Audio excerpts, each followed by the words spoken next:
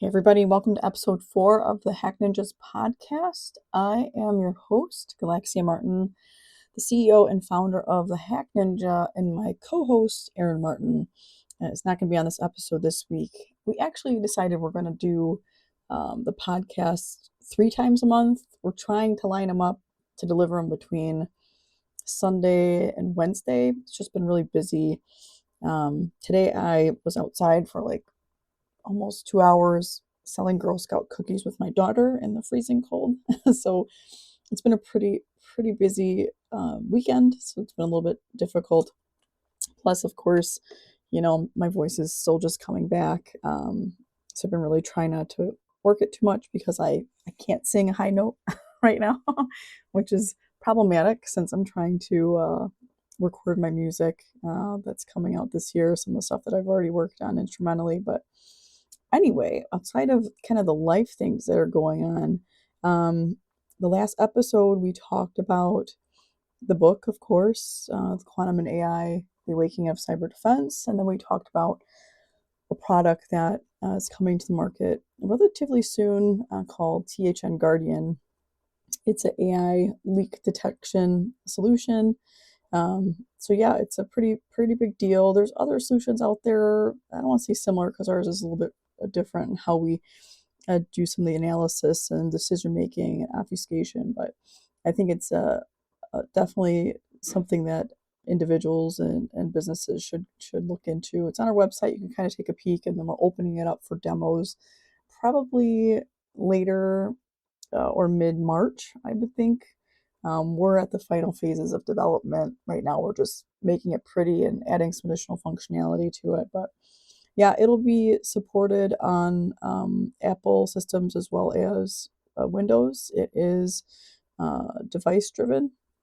And then eventually we're going to gear off into having it work on mobile. So pretty cool stuff. But anyway, just some stuff that's going on really in the industry, that I'm reading. A lot of folks comment on my LinkedIn when I talk about, cybersecurity is not like the check boxes. It's really about thinking about more of like the behaviors and how are we addressing behaviors, and not just behaviors of humans, but behaviors of tools and solutions. And then really thinking about like the long-term strategy. Like if you're thinking about cybersecurity being something that isn't necessary, or like you consider yourself that it's not going to impact me, I mean, definitely think again. There's been, I don't even know, hundreds of potential attacks that have tried on our website, and we have solutions and stuff that defend against that. But that just is telling that if you're even like a company like mine that is really trying to help customers protect themselves, threat actors are wanting to take us down too, which is, super important to realize that even if you think you're a small business, there's something about your business that is interesting, whether it's humiliation from a threat actor or financial gain. But I think everybody at some point is a target. And just think about it in theory, right? Your credit report. How many times have you been offered in a year to have credit monitoring because some third party company has breached the systems? And so now you're at risk because of their inadequate defenses. So I would always recommend people to take a little bit of a deeper vision on when we're looking at, am I a target, or when will I be a target? Another thing to talk about too, in the Hack Ninja Cybersecurity Education course series, we have a leadership program in there. And that is really an interesting module because it's about, I think it's like over 16 modules in it to be precise, but it really takes it from a perspective of a little bit higher level of like what leaders need to think about when it comes to cyber attacks and how they need to position themselves to boards. One of the things that kind of got me stuck early on starting the Hack Ninja was I was really about being like a vigilante, obviously ethically.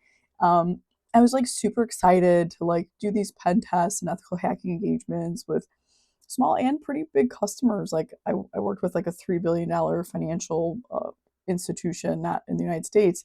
So it was a pretty like big deal. And I learned relatively quickly that not everything that we were finding was exciting. And so what I mean by that um, is companies don't necessarily want to have you find everything. And I say that very carefully. I don't mean it how it sounds, but it's kind of true, because they would prefer you not to find it, which is ironic because some of them really just want a checkbox for compliance, and I get it, right? Like we have a whole checkbox solution, but I'll still let you know it's pretty in depth, it's pretty focused, and we're still finding stuff with our bare minimal automated script solutions that we have, right? I mean, we've developed scripts over the last 6 years based on our findings and done a lot of automation. So, I mean, just in reality, on an average pen test that I conduct, I'm leveraging over 15 tools easily, so it's a pretty big deal. So there's some automated tools that I have, and then there's some manual tools with scripting that's automated or manual. I have a whole script set. So our automated, exercises are checkbox exercises, but they're still going to find stuff, just because our penetration testing is much different, I think, than other organizations, because if you go to our website, thehackninja.com, I'm doing ethical hacking in all the tests, right? So there's a part of that that's happening, whereas a lot of other pen test organizations are just doing like simulations. Like, listen, if I get a credential, I'm using it, and from that credential, if I'm breaking into your printers or your NAS, I'm going to show you what I could take, right? A cool example of that, just to kind of pivot really quickly. I was doing an exercise several years ago, and it was for a manufacturing organization, and totally broke into their NAS, totally, was able to get a lot of information about their company, their employees, etc. And it was a good exercise because it showed the customer, like, hey, this is what a real threat actor would do. Not just like, oh, here's a screenshot of something, like literally like taking files, copying it, putting it in a folder on a machine in the environment, saying, here you go, here's your dump of everything that you could take, right? So it's a pretty different approach. And I think when organizations think about ethical hacking, they want nothing to do with it. I mean, there's been some that do, but they I think it makes them really nervous, to an extent. So when we pair it with penetration testing, and we tell them, hey, this is how we're doing things, we've come across a lot of organizations that really love it, because it's like, yeah, you guys are taking it way deeper than other organizations. And some organizations really just do a vulnerability assessment that isn't something that definitely isn't a pen test. So I think when you're shopping around for services, you really got to figure out what these organizations are doing, and get an idea of how they're doing it. So to pivot from that discussion, traditionally, when pen tests are done, or any services really, that company somewhat coasts off into the abyss and tries to sell you on the next deal, or rarely do they circle back months and months later to follow up. So like our motto is that we talk to our clients forever. Like, customer that we did a pen test with the year before has questions. We might not have the data because we don't keep that stuff, but we'll address the questions. I'm not looking for a bucket of hours. Our goal, as I kind of said, like the vigilante approach, is we want to empower organizations to really improve their posture and do better, which is why starting these podcasts is a part of that, trying to educate organizations on things that are happening in the cyber field, in the world with AI, quantum, and all that, as well as making sure we're accessible when situations happen. So to kick off into cybersecurity, I want to kind of give some information regarding CVEs. So when you are doing a vulnerability scan, right, a lot of organizations have these third-party tools that they plug and run and look at the report. The CVE ratings basically are showing you the probability of that weakness, meaning how risky is it, how dangerous it is. I like those ratings, but I have to be super honest with you, right? Um, the critical CVEs and the highs, most uh, hackers, not ethical, just hackers, they're going to go after those. And the reason for that is, and sorry for my sniffling, I'm still kind of getting over my situation of being sick. The problem with, well, okay, take a step back. The hackers go after the high and criticals because there's already exploit packs available usually. They already know that it takes organizations a long time to kind of fix those issues. I mean, let's just be real. If Microsoft has a patch available for server last Thursday, is that patch in production today? Probably not, right? It does take organizations um, at a minimal, a week. Usually, if it's an emergency patch that people are going to be terrified about, they'll try to get it in 24 hours. But it's incredibly rare that patching without testing is implemented. You'll traditionally see those types of things happen in like smaller organizations. When you get into more of the enterprise organizations, those things become a lot of challenges because you got to make sure it's not breaking something, etc. So that's why, you know, hackers, when there's critical and high issues, those are like the easiest things to go after, especially if it's external facing, because um, even if you have like firewalls that are blocking access, I'll talk about that here in a minute. There's like exploit packs already available for those. You don't have to make anything custom really, and they're really easy to deploy. One thing I do have to say just about the external piece is a lot of customers say to me, well, I have a firewall, it's going to block your traffic. Yeah, but like if this was like a true ethical hacking exercise, I could destroy your firewall or bypass it and see how you guys can act around it. Like that's what hackers are doing. And so I can't do those things because then it disrupts business. So like consider that they did bypass your firewall. I think in every pen test that anybody's doing, consider that that can occur, not that it didn't occur. So that's a key point. But anyway, so the CVEs, my only challenge with those is from um, an ethical hacking perspective. Some of the low ones are pretty simple to do too. Like that's the problem. So when you see organizations and they're just fixing their vulnerabilities, they're traditionally going after criticals and high, and they're not focusing on the lows. And so in our cybersecurity education course, we actually talk about this. We have a whole segment around pen testing and the masterclass around pen testing and vulnerability scanning. And then there's also a section in leadership course. We talk about this, that like you have to be prepared for these types of risk. And here are the common things that happen. Like these are the common, in a sense, low-hanging fruit that these hackers are going after. So if you're not fixing those and you're in a really dire situation, you probably should like prioritize them, even if they're considered low. Um, so in regards to kind of like overall testing hygiene, you know, just because something's critical and high or low, you should really look at it from a bigger perspective. And maybe, it's not something that you have expertise in. This is where, I always say that if you don't know an ethical hacker, you need to know one because you can reach out to like a lifeline and say, hey, how would this be something you would hack? Those types of things.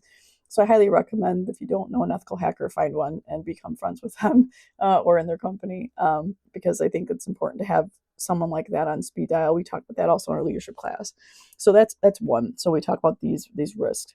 The next thing is AI. I mean, I keep seeing so many LinkedIn posts, and I've been involved in a couple conversations too, where like organizations just want AI, like they want it now, and there's really no consideration for like anything around that, right? So like, I guess, uh, how do I say it? Maybe because this is something that I'm thinking about, but like imagine you're like, I just want an in-ground pool and I want it now, but like you need to have a fence and you need to make sure that like if you have a pool that someone's not walking on it, maybe they're skating through the yard, then they slip in the pool, and now you're a liability because they've slipped in your pool because you didn't have any guardrails around it. It's the same concept because in AI, if you just deploy it, you could have major data leaks. And here's the kicker, and this is why I invented THN Guardian, right? The kicker is no one knows what data is being leaked.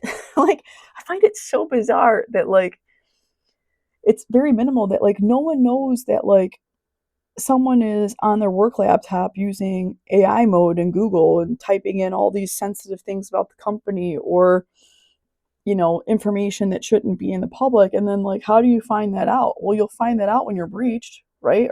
And when I say when you're breached, more like when, Google's breached, depending on if they access that area of information. So I find it like very weird that organizations are like gung ho about AI, but yet like are a little bit, I'll say it, careless about thinking about the repercussions of like not protecting your data, right? Access controls and all that's part of it, but then also threat management of those systems. And I think SaaS solutions that have AI in them somewhat are doing a good job. But I'll be very honest, right? Like if they're using LLMs that they haven't developed, like how are they ensuring your data isn't in the abyss? And then that's another interesting thing. I'm always hesitant about new technologies. I love it, especially when they're revolutionary, like AI, especially quantum. But I'm always thinking about like if somebody is using another third party's LLM, how is that still not third party risk? It is, right? Like, why are we disregarding that as a third party risk? I don't know. It's like we're so amazed by how fast and intelligent AI is that everybody's willing to just let go and say, who cares? That's a scary place to be because data protection should be super important. Like, that is literally an organization's identity, a company's identity, a customer's identity. Like, it's really scary just to think like, who cares? Let's try it out. So yeah, I definitely think, that's the reason why I made THN Guardian, because I'm like thinking about these things and I'm like, okay, traditional DLPs don't really solve it. I mean, there's some that do something similar to it. Our version is a little bit different. It's easier. I think it's easier to use, simple to deploy. You know, it's trainable. It's awesome, and it uses AI, but there's a whole part of like the back end that I'm not going to share in the podcast. But if you want a demo, I could talk about it. That protects you from AI that it uses. It's interesting, but I developed that so that any information that's being captured, it's not like exposed. So pretty cool stuff. But anyway, so yeah, so like this new AI revolutionary thing is like wild because like everybody wants it, but they're not willing to put in the work to like make sure it's safe. And when I say not willing, I guess some are paranoid, but like majority of you know organizations I'm talking with or that my peers are, they're like this AI thing, like we need to get on it now. Like let's do it. Let's just deploy it. Like no, right? And then they're like taken back when they're like, well, what does my data have to do with it? What are you talking about? So this whole data protection, data management, data governance thing has been around forever. Like, hello. I mean, we used to have it on pen and paper, right? But like now it's in computers and databases and the cloud, et cetera. Like data governance has always been a big part of everything. It's a part like that is the key thing that hackers want. Hello. Like I just get so it's so funny because it's like we're literally doing cybersecurity exercises to ensure that the customer is safe and what's safe, that their data doesn't leave their environment. But yet here we are with AI saying, "Let's do it." Like what? It's really cart before the horse, I guess, or blatant disregard for really what security looks like. And so the reason why all these trends become challenges, it's not because I think people are scared of AI, taking jobs and stuff. And I talked about that in my last podcast. I think it's because anything new and that's trendy, no one stops and thinks like, what are the concerns with that? I'm gonna give a funny story. So my daughter's like obsessed with these Labubus. I think we have like 15 of them in my house right now, right? And now they have like mini Labubus, and then there's life size Labubus. I think the life size Labubu is like $172, and I told my daughter absolutely not. Like that's crazy, right? And my wife's like, well, maybe they'll be like Beanie Babies. Like, oh yeah, okay. Like, really? I mean, I know some people made money off Beanie Babies, but like, I'm not buying Labubus as an investment. Like, that's kind of silly. But again, it's a trend. So like, why is it a trend? It's a trend just because they're cute, they're fun. Some kids made them popular and great, but like, maybe just one or two. AI though, it's technology, right? Labubus aren't going to steal your data. Well, who knows? But I'm just saying with AI, it's a technology and it's trending. And I think we tend to as adults, look at trends in technologies the same way children look at trends in toys, like a Labubu. Get excited, you want it, let's test it out. I'm gonna maybe just try one of them. Maybe it's an AI sandbox, and then like you really like them, and now you just want to do more. So I think like there is this like piece of us in our human nature that we just need to like, I don't want to say take the kid out of it, but we kind of do. Like we have to be the mature adult in the room and say, yeah, AI is cool. I really want to use it safely, ethically, and securely. How do I do that and map it in my journey? And so it's really interesting because for us, the trend, besides making our product, really looking at this is customers that are using LLMs or training their own models and stuff. Like, who's pen testing that, right? Well, I know we are. So, I mean, I was ahead of that curve when it came out a few years ago because I knew that those could be poisoned and I knew that they could be used as threat tools. I mean, that's just kind of my thing. I'm pretty keen on understanding like some future deviations of tech. So, like, we're testing that, like, already have methodology, scripts, you name it. But not a lot of organizations are doing that. And it's interesting because I always challenge people that, like, if you have ChatGPT or using AI mode for Google, or, I think when you're testing these things, challenge its answers and watch what it does. I always find that to be intriguing. Like, no, you shouldn't be doing that like this, right? Especially like Claude with code. Like, seriously, that's so silly. It's cool, but like you need to know like what's actually happening. You can't just, I mean, some folks just let things write it for you, which is fine, but like at some point in time, you need to architect it, understand, does this code look good? Is it clean? Take it a step further, test the code, etc. So I think, some lessons that we learn as children, just saying, I want, I want, I want. I think as adults, we need to pause when it comes to business and say, sure, I want, but I need to do the right thing, right? So I know this was a really long podcast. When Erin's not around, I get to ramble, and then she stops me. So, but she'll be back on the next episode, episode 5.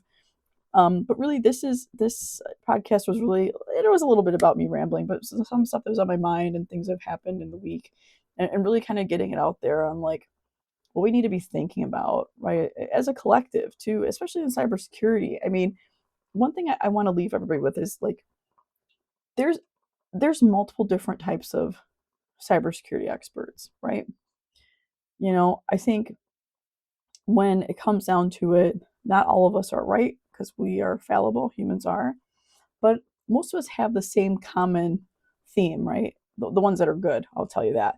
We want to protect, we want to make sure it's tested, we want to make sure it's least privilege, and we want to make sure that we're not uh, causing a negative experience on user behavior. So I really challenge organizations that are really kind of pushing cyber folks aside and be like, yeah, cyber's annoying because they're always, trying to make us get approval. Even IT, I know a lot of cool IT people, and they're just trying to do the best. They're trying to like protect the organization, even though some individuals think it's not uh, fast enough. But I think there needs to be a shout out for that. That there's a lot more vigilantes in cybersecurity than and when the latest and greatest tech comes out, I'm not saying go slow. I'm not saying that at all, but roadmap it. Do the right thing, just like you would if you were doing a business investment. You wouldn't just see a company and say, oh, that company's got everything I want. I want to buy it today. No, you would research it. You would see, are they profitable? You would see what the risks are. You would see all these different, it's the same concept with tech. You just got to do the best thing for your organization with tech, as well as, slow down because you don't want to be a risk. And then guess what? Your doors could close. But anyway, all right, just a quick wrap up. If you guys haven't checked out my book, the soft copy was out on the 30th. So Quantum and AI, The Awakening of Cyber Defense. It's on Amazon. You can now buy a soft copy if you want to print it and read it, in your hands instead of on a Kindle. And then I am working on another book. I started it. really about just cybersecurity best practices. It's about 100 and something pages. Still working on it in pieces. My focus right now is really getting THN Guardian done, getting that out there. But yeah, I'm working on their book because I'm realizing I'm taking kind of all the things I have in my master class and my leadership course and really putting it into like a guide. So like if you don't want to sit and watch videos, you can just sit and read and have little snippets and stuff. I think that'll be very helpful based on some of the things I've learned in my career. Because really, what I believe in cybersecurity and AI and quantum, it's all about education, putting it to practice, and being an impact to those practice areas. So I think I've done pretty good on the cyber side. I think AI, I'm getting pretty dangerous, and then quantum, I'm just a nerd doing research and taking some courses on quantum fundamentals, just to stay educated. But thanks for tuning in. So it's a longer podcast than usual. We'll keep it short, but wanted to kind of come in and give you some information on what I'm thinking about, and then until next time, stay aware, stay focused, and build your roadmaps. Don't mess around with roadmaps. Get them built. All right, guys. Catch you later.